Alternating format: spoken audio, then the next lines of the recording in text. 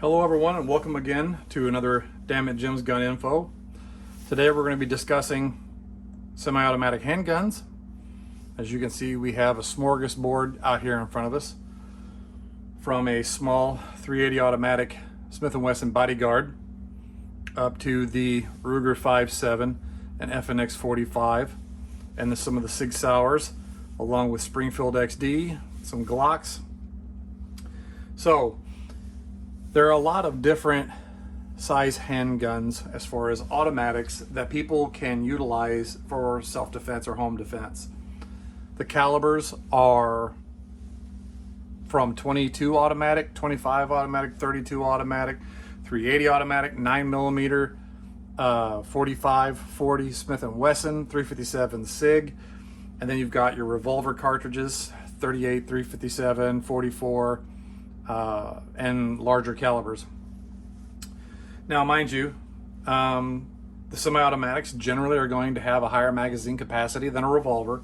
Not always the case, but they're also going to be smaller, slimmer, and much easier to pocket than a revolver. For example, this 380 automatic with 7 shots of 380 is much smaller than my 5-shot 38 special Smith & Wesson airweight. So, as with all handguns out there, there is your practice ammunition, which is ball, and there's also your self-defense ammunition, such as this right here. The polymer causes the round to expand upon impact. There's going to be your practice rounds, or just shooting rounds. This is a 115 grain ball round, 9mm. So let's go through them real fast. So this is a single stack Smith & Wesson Bodyguard 380 automatic.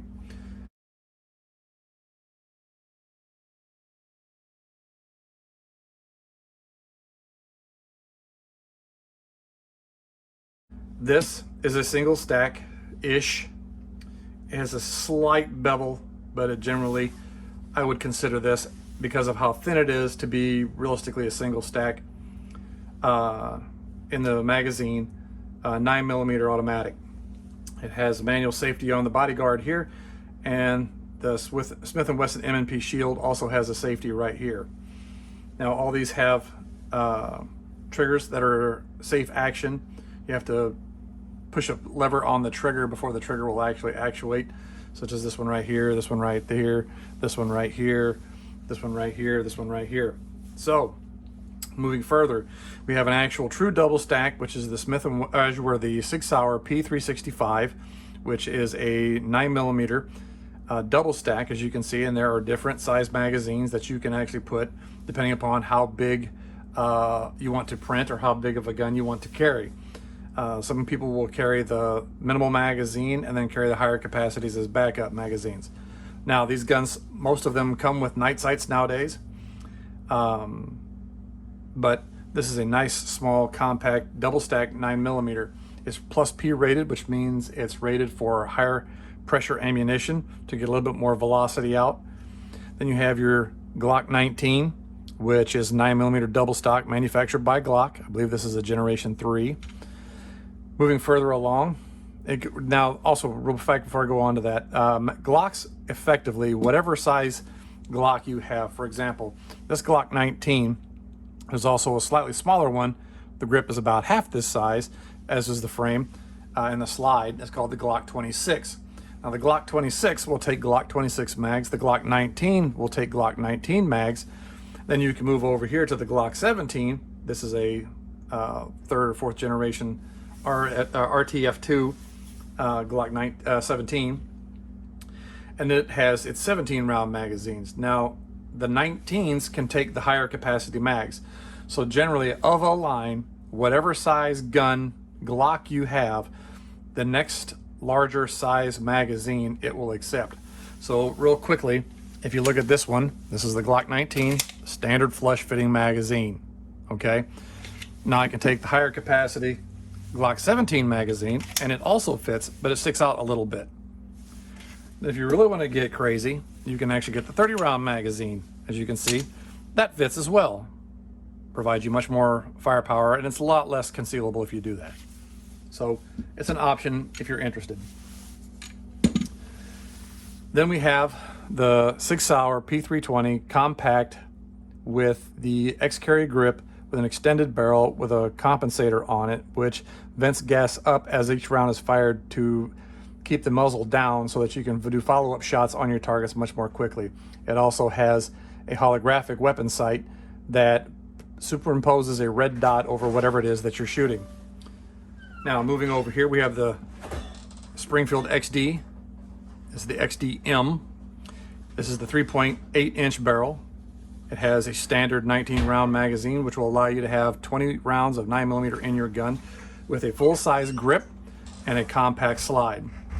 Over here is the FNX-45 Tactical.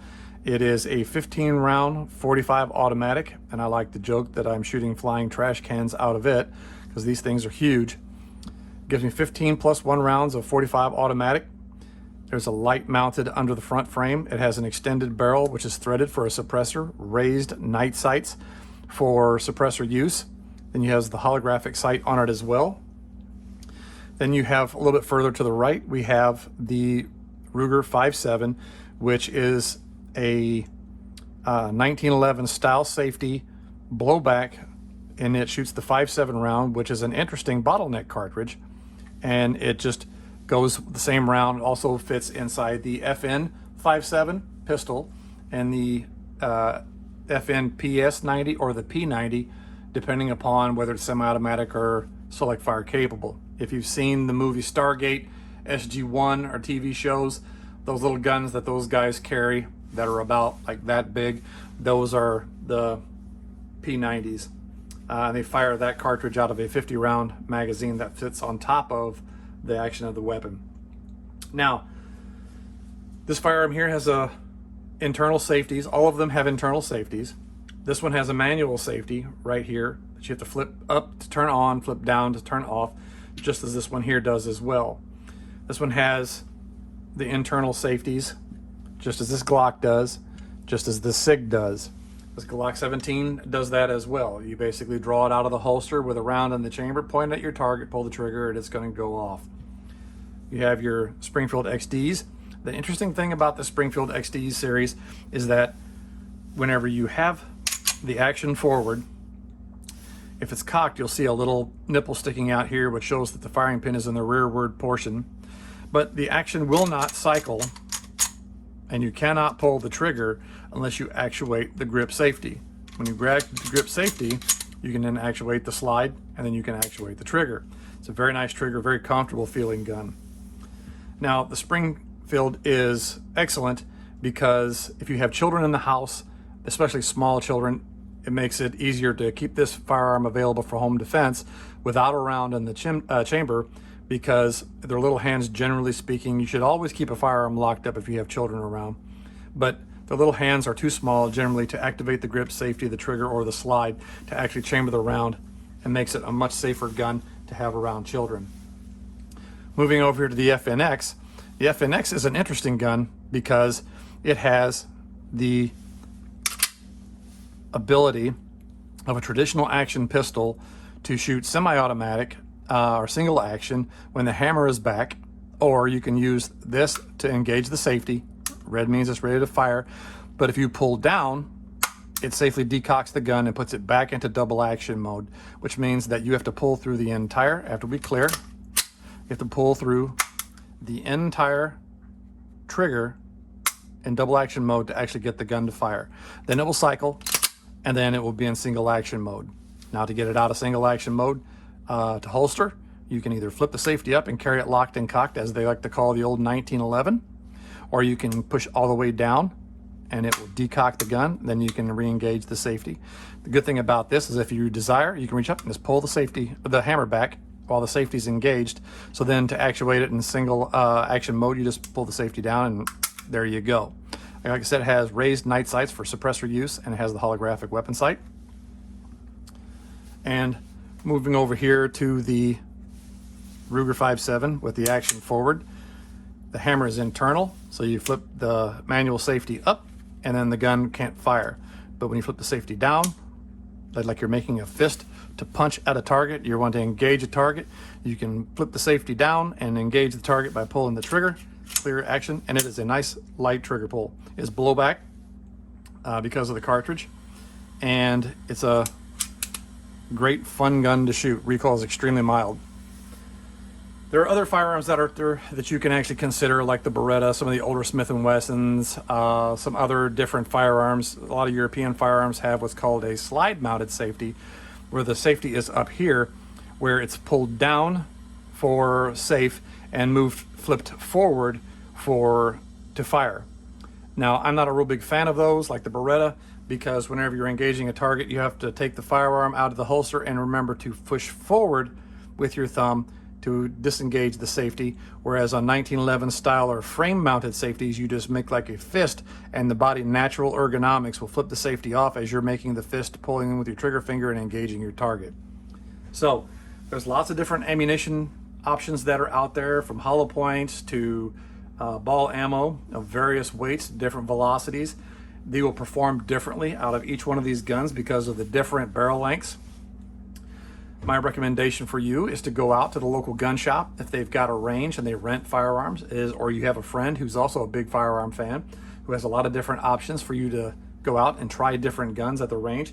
See what it is that fits your hand that you can actuate, because some people don't have extremely strong hands and can't operate the slide on some semi-automatics, and oftentimes they will prefer revolvers. I'll do another revolver video here momentarily.